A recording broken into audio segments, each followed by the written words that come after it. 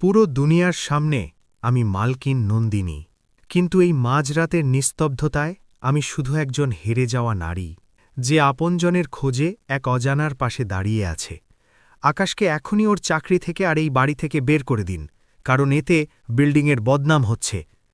সেদিন রাতে যদি এই আকাশ না থাকত, তবে আজ আমি আপনাদের সামনে এখানে দাঁড়িয়ে কথা বলতে পারতাম না। বন্ধুরা, আজকের গল্প এমন এক মানুষের যে শহরের ভিড়ে নিজের পরিচয় হারিয়ে ফেলেছিল, এবং এমন এক মহিলার যার কাছে দুনিয়ার সব ঐশ্বর্য ছিল, কিন্তু শান্তির একটা মুহূর্ত ছিল না। এটি আকাশ আর নন্দিনীর গল্প, যাদের মাঝের দেওয়ালগুলো এক ভয়ানক রাত চিরকালের জন্য ভেঙে দিয়েছিল। একজন গার্ডের আনুগত্য কি কারো শূন্য জীবনে আলো আনতে পারে? আবেগ আর সংগ্রামে ভরা এই কাহিনীটি শেষ পর্যন্ত অবশ্যই শুনবেন, কারণ এটি আপনাদের হৃদয়কে নাড়িয়ে দেবে। যদি আপনাদের আমাদের গল্পগুলো ভালো লাগে, তবে চ্যানেলটিকে সাবস্ক্রাইব করুন, ভিডিওটিকে লাইক করুন এবং কমেন্টে আপনাদের মতামত অবশ্যই জানান। রাত তখন 2টো বাজছিল। শহরের সবচেয়ে উঁচু আর বিলাসবহুল বিল্ডিং স্কাই ভিউ টাওয়ার গভীর নিস্তব্ধতায় ডুবিছিল। চারদিকে এক অদ্ভুত নীরবতা, শুধু মাঝে মাঝে দূর থেকে কোনো গাড়ির চলে যাওয়ার শব্দ আসছিল। আকাশ নিজের ডিউটিতে মোতায়েন ছিল, নীল ইউনিফর্ম, হাতে একটা লাঠি আর চোখে অনেক ঘুম, কিন্তু নিজের দায়িত্ব সম্পর্কে সে পুরোপুরি সচেতন ছিল। আকাশ গ্রাম থেকে শহরে এসেছিল যাতে নিজের বৃদ্ধা মায়ের চিকিৎসা করাতে পারে আর ছোট বোনের পড়াশোনা শেষ করাতে পারে। তার কাছে এই চাকরি শুধু টাকা উপার্জনের মাধ্যম ছিল না, বরং এটা ছিল তার সম্মান। সে খুব কঠোর পরিশ্রম করত। তার ডিউটি থাকত আতে। যখন পুরো দুনিয়া ঘুমাত, তখন আকাশ জেগে থাকত।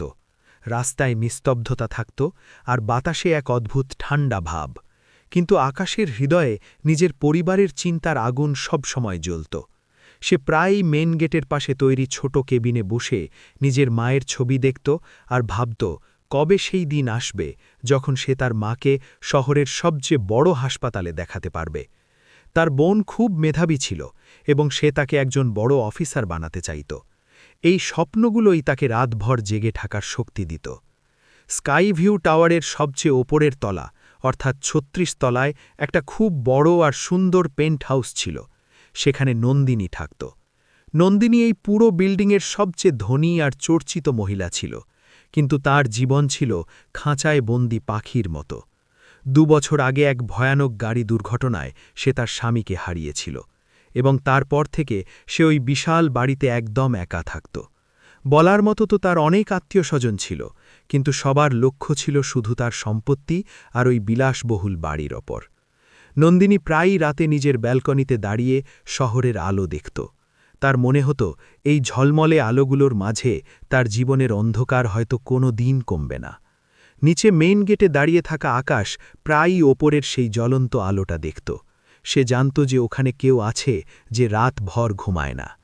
নন্দিনীর চোখে এক গভীর কষ্ট ছিল, এমন এক যন্ত্রণা যা কেউ বুঝতে পারত না। সে প্রায়ই পুরনো ছবি দেখে কাঁদত। তার স্বামীর কথা খুব মনে পড়ত। বাড়ির প্রতিটি কোণ তাকে কামড়াতে আসত।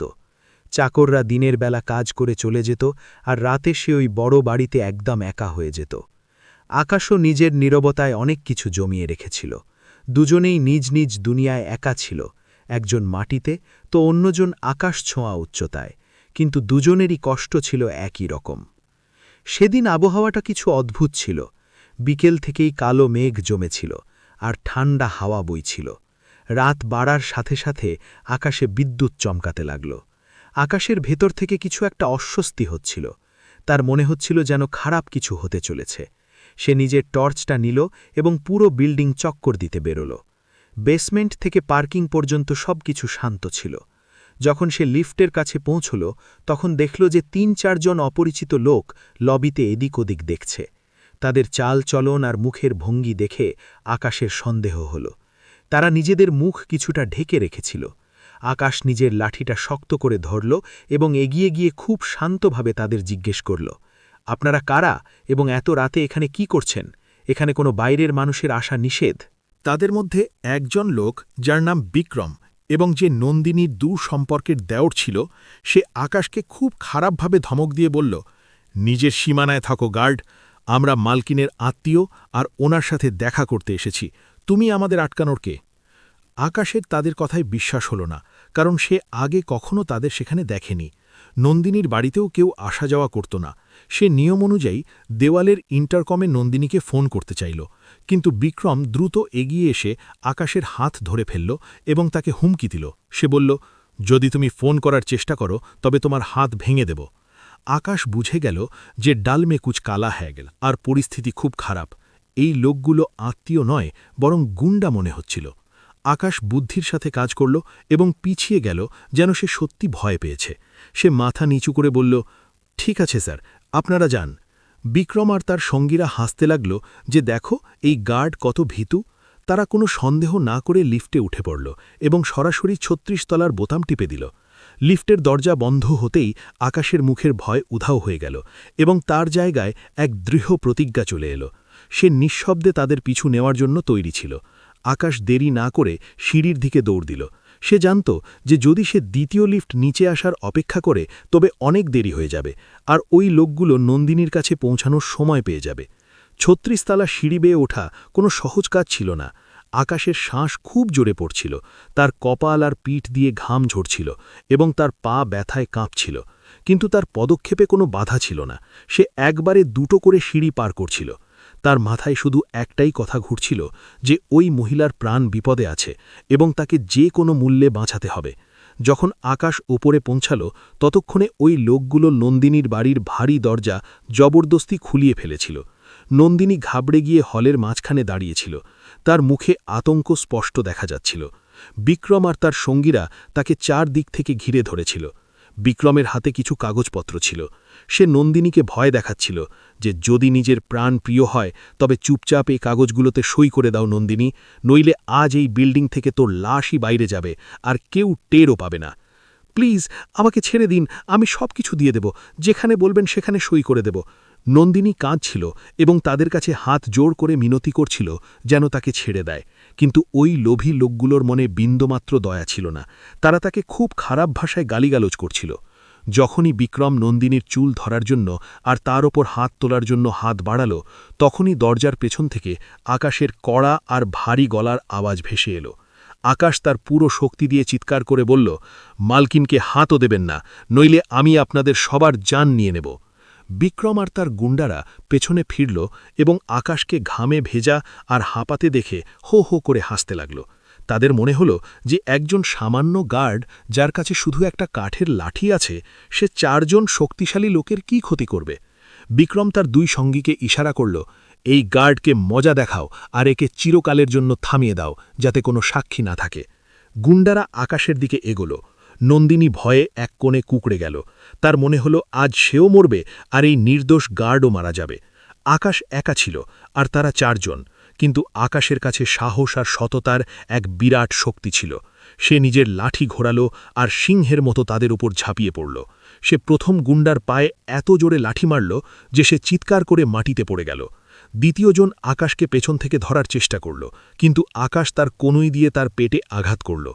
ঘরের ভেতর রাখা দামি কাঁচের ফুলদানি, টি টেবিল আর সাজসজ্জার জিনিসপত্র ভেঙে মেঝেতে পড়তে লাগল।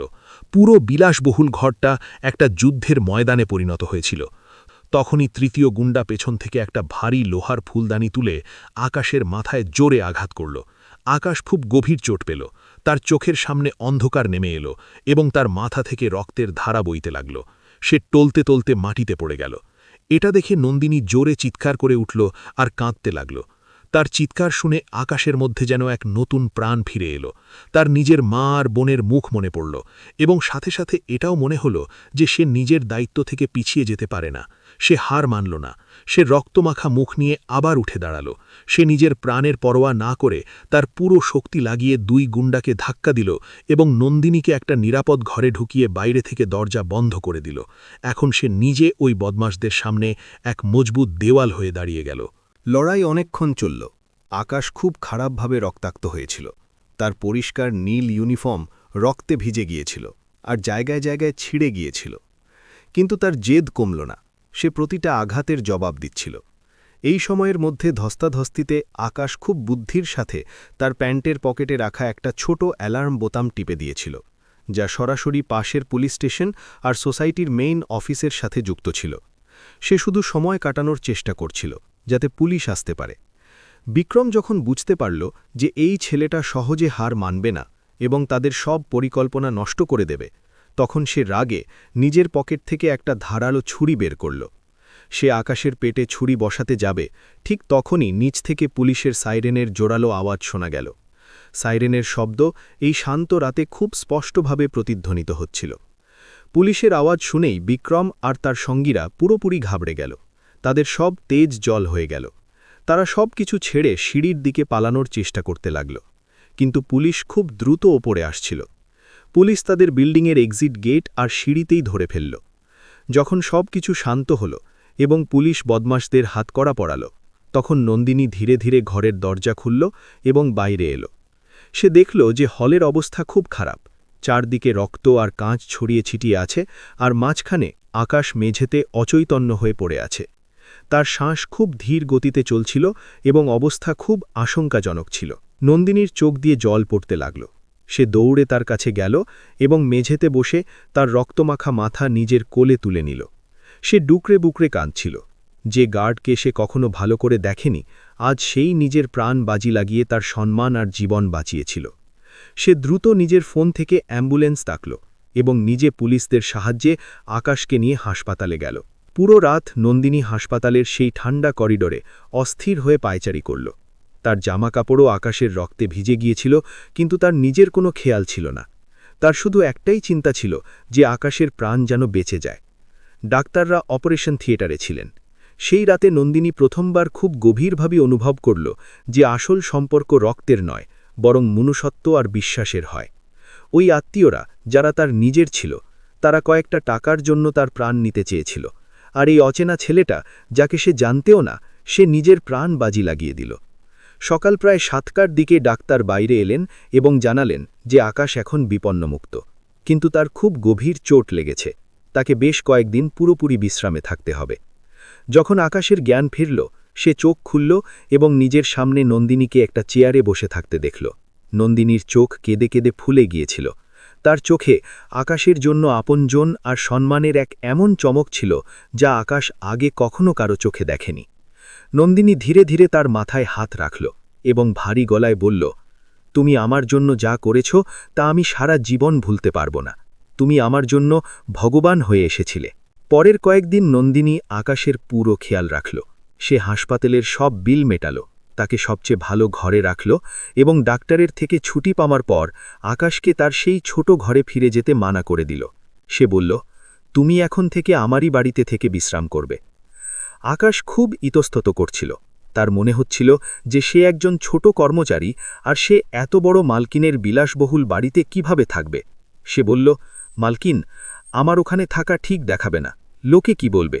কিন্তু নন্দিনী স্পষ্ট আর কড়া শব্দে বলে দিল, আজ থেকে তুমি আমার কর্মচারী নও, আমার পরিবারের অংশ, আর আমার প্রাণ বাঁচানো মানুষকে আমি ওই স্যাঁতস্যাঁতে ঘরে থাকতে দেব না।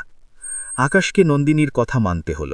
ধীরে ধীরে তাদের দুজনের মধ্যে এক না বলা এবং খুব পবিত্র সম্পর্ক গড়ে উঠতে লাগল। আকাশ এখন নন্দিনীর বাড়িতে থেকে সুস্থ হচ্ছিল। সারাদিন নন্দিনী তার খেয়াল রাখত, তাকে ওষুধ দিত আর তার জন্য ভালো খাবার বানাত। সে নন্দিনীকে হাসানোর চেষ্টা করত, তাকে নিজের গ্রামের পুরনো গল্প শোনাত, নিজের ছোট বোনের দুষ্টুমির কথা বলত, আর নিজের মায়ের হাতের খাবারের প্রশংসা করত। নন্দিনী খুব মন দিয়ে তার কথা শুনত। সেও তাকে নিজের মনের কথা বলত, নিজের অপূর্ণ স্বপ্নের কথা বলত, যা সে বিয়ের পর পেছনে ফেলে এসেছিল। সে বলত যে কিভাবে এত বড় বাড়িতে সে একা একা দমবন্ধ হয়ে থাকত। আকাশের আশাতে সেই বড় বাড়ির শূন্যতা নিমেষে দূর হয়ে গিয়েছিল। নন্দিনী আবার প্রাণ খুলে হাসতে শিখেছিল। আকাশ তাকে বোঝাত যে জীবনে আসল আনন্দ টাকা বা বড় বাড়িতে নয়, বরং আপনজনদের পাশে আর ভালোবাসায় পাওয়া যায়। দুজনেই একে অপরের কষ্ট খুব ভালো করে বুঝতে পারছিল। আকাশ অনুভব করল যে ধনী দেখানো এই মেয়েটি ভেতর থেকে কতটা একা আর বিষণ্ণ। কিন্তু দুনিয়ার নজর খুব বাঁকা আর চিন্তা খুব ছোট হয়। আকাশ একটু সুস্থ হয়ে ব্যালকনিতে এসে দাঁড়াতেই সোসাইটির লোকেরা আজে বাজে কথা বলতে শুরু করল। তারা নানা রকম বড় আর কটু কথা বলতে লাগল। লোকেরা পার্কে আর লিফটে ফিসফিস করতে লাগল যে দেখো, একজন ধনী আর যুবতী বিধবা আর একজন সামান্য গার্ডের মধ্যে কি খিচুড়ি পাকছে। কিছু মহিলা তো নন্দিনীকে রাস্তায় থামিয়ে খোঁটা দিতেও শুরু করল যে সে নিজের স্তর থেকে নিচে নেমে একজন চাকরের সাথে বন্ধুত্ব করে ফেলেছে এবং এতে পুরো সোসাইটির পরিবেশ নষ্ট হচ্ছে। এসব শুনে নন্দিনী খুব দুঃখ পেত, তার রাগও হতো। কিন্তু আকাশ সবসময় শান্ত থাকত। আকাশ তাকে বোঝাত, দুনিয়ার কাজ তো বলা মালকিন, আমাদের নিজেদের সত্যের ওপর ভরসা থাকতে হবে। যদি আমাদের মনে কোনো পাপ না থাকে আর আমরা ঠিক থাকি, তবে কোনো কথার ভয় থাকা উচিত নয়। একদিন জল মাথার উপর দিয়ে চলে গেল। সোসাইটির লোকেরা এক জরুরি মিটিং ডাকল এবং নন্দিনীকেও সেখানে ডাকা হলো। কমিটির লোকেরা নন্দিনীকে খুব কড়া আর অপমানজনক শব্দে বলল যে সে আকাশকে এখনই চাকরি থেকে আর তার বাড়ি থেকে বের করে দিক, কারণ এতে বিল্ডিংয়ের বদনাম হচ্ছে। লোকেরা বলছিল যে একজন মেয়ে আর একজন পরপুরুষের এক বাড়িতে থাকা আমাদের সোসাইটির নিয়ম আর সংস্কারের বিরুদ্ধে। যদি সে এমনটা না করে তবে তাকে এই সোসাইটি ছাড়তে হবে। আকাশ পেছনে দাঁড়িয়ে সব শুনছিল। তার মনে হল তার জন্য নন্দিনীকে অপমানিত হতে হচ্ছে। সে সিদ্ধান্ত নিল যে সে চুপচাপ ওখান থেকে চলে যাবে। কিন্তু তখনই নন্দিনী খুব গাম্ভীর্য আর প্রচণ্ড রাগের সাথে তাদের সবাইকে জবাব দিল। সে নিজের গলা চড়িয়ে বলল, আপনারা সবাই সংস্কার আর নিয়মের কথা বলছেন। যখন সেই রাতে আমার নিজের আত্মীয়রা আমার জান নিতে এসেছিল, আমি চিৎকার করছিলাম, তখন আপনাদের মধ্যে কেউ নিজের গাড়ি বের করে বা দৌড়ে আমার দরজার কাছে আসেনি। সবাই নিজেদের ঘরের দরজা ভেতর থেকে বন্ধ করে নিয়েছিলেন। সেই রাতে যদি এই আকাশ না থাকত, তবে আজ আমি আপনাদের সামনে এখানে দাঁড়িয়ে কথা বলতে পারতাম না, বরং আমার লাশ এই বিল্ডিং থেকে বাইরে যেত। আপনারা যাকে একজন সামান্য গার্ড বলছেন আর খোঁটা দিচ্ছেন, সে আমার জন্য একজন দেবদূত। সে নিজের পরোয়া না করে আমার জন্য নিজের রক্ত ঝরিয়েছে। মনুষ্যত্বের কি কোনো স্তর হয়? যদি আপনাদের মনে হয় যে আমার ওর সাথে থাকা ভুল, তবে শুনে নিন, আমি এই বাড়ি আর এই স্বার্থপর লোকেদের সোসাইটি চিরকালের জন্য ছেড়ে চলে যাব। কিন্তু আমি সেই মানুষের অপমান কখনো হতে দেব না যে আমার প্রাণ বাঁচিয়েছে। পুরো হল একদম নিস্তব্ধতায় ডুবে গেল। কারো কাছে নন্দিনীর এই খাঁটি আর সত্য কথার কোনো জবাব ছিল না। যারা খোঁটা দিচ্ছিল তাদের নজর লজ্জায় নিচু হয়ে গেল। নন্দিনী পেছনে ফিলে আকাশের হাত ধরল এবং কারো দিকে না তাকিয়ে সেখান থেকে বাইরে বেরিয়ে এলো। আকাশের চোখেও জল ছিল। সে কখনো ভাবেনি যে কেউ তার সম্মানের জন্য এত লোকের সাথে লড়বে। সেই দিনের পর নন্দিনী স্কাই ভিউ টাওয়ারের সেই বিলাসবহুল পেন্ট হাউস তখনই বিক্রি করে দিল। তার আর ওই বাড়ির বা ঐশ্বর্যের ওপর কোনো টান থাকল না। সে শহরের শোরগোল আর ওই স্বার্থপর লোকেদের থেকে দূরে গ্রামের পাশে এক খুব সুন্দর আর শান্ত জায়গায় একটা নতুন বাড়ি তৈরি করল। সেখানে সে আর আকাশ একসাথে থাকতে লাগল। আকাশ নন্দিনীর সাহায্যে তার মায়ের শহরের সবচেয়ে ভালো হাসপাতালে চিকিৎসা করালো এবং নিজের বোনের ভর্তি এক খুব বড় কলেজে করিয়ে দিল। আকাশ তার মাঝপথে থেমে যাওয়া পড়াশোনাও আবার শুরু করল এবং নিজের পরিশ্রমের জোরে নন্দিনীর সাথে মিলে এক নতুন বিজনেস শুরু করল। নন্দিনী তাকে নিজের বিজনেসে সমান অংশীদার বানিয়ে নিল। লোকেরা অনেক চেষ্টা করেছিল তাদের আলাদা করার, অনেক খোঁটা দিয়েছিল, কিন্তু তাদের সম্পর্ক কোনো লোভ, টাকা বা লালসার উপর নয়, বরং অটুট ভরসা, সম্মান আর একে অপরের জন্য করা ত্যাগের উপর টিকেছিল। নন্দিনী তার হারানো পরিবার আর একজন সত্য সঙ্গী আকাশকে খুঁজে পেয়েছিল, আর আকাশ এমন এক আশ্রয় পেয়েছিল যা তাকে সমাজে এক নতুন আর বড় পরিচয় দিয়েছিল। সময়ের সাথে সাথে আকাশ একজন খুব বড় আর সফল মানুষ হয়ে উঠল, কিন্তু তার হৃদয়ে নন্দিনীর জন্য সম্মান আগের চেয়েও অনেক বেড়ে গেল। তাদের গল্প এই কথার সবচেয়ে বড় প্রমাণ হয়ে গেল যে ভালোবাসা আর আনুগত্যের কোনো মর্যাদা, কোনো জাত বা কোনো আভিজাত্য হয় না। সমাজ আজও হয়তো তাদের মতো অসম সম্পর্ককে পুরোপুরি মেনে নিতে পারে না, কিন্তু নন্দিনী আর আকাশের দুনিয়ায় এখন শুধু শান্তি, সত্য আর হাসি আছে। তারা পুরো দুনিয়াকে প্রমাণ করে দিল যে যখন মানুষের নিয়ত পরিষ্কার থাকে আর মনে সত্য থাকে, তখন ভাগ্য নিজে নিজেই রাস্তা তৈরি করে নেয়। অন্ধকার রাত আর ঝড়ের পরেই এক সুন্দর আর উজ্জ্বল সকাল আসে, আর নন্দিনীর জীবনের সেই ঘন অন্ধকারে সেই সকাল আকাশ নিয়ে এসেছিল। তো বন্ধুরা, এই ছিল আকাশ আর নন্দিনীর এক খুব ভাবুক আর হৃদয়স্পর্শী গল্প। আশা করি আপনাদের এই কাহিনী খুব ভালো লেগেছে। কখনো কখনো রাস্তায় মেলা এক অচনাও আপনজনদের চেয়ে বড় হয়ে দাঁড়ায় আর আমাদের জীবনকে এক নতুন গন্তব্য দেয়। আপনাদের কি মনে হয়, নন্দিনীর সমাজের তোয়া না করে নিজের এত দামি বাড়ি ছেড়ে দেওয়া আর আকাশের সাথে থাকার সিদ্ধান্ত কি সঠিক ছিল? আপনাদের চিন্তা আর মতামত আমাদের কমেন্ট বক্সে অবশ্যই জানান। এরকমই আরও চমৎকার, আবেগপূর্ণ আর হৃদয় নাড়িয়ে দেওয়া গল্পের জন্য চ্যানেলটিকে লাইক আর সাবস্ক্রাইব অবশ্যই করবেন। দেখা হবে খুব শীঘ্রই আরও একটি নতুন গল্পের সাথে। ততক্ষণ নিজের আর নিজের আপনজনদের খুব খেয়াল রাখবেন। ধন্যবাদ।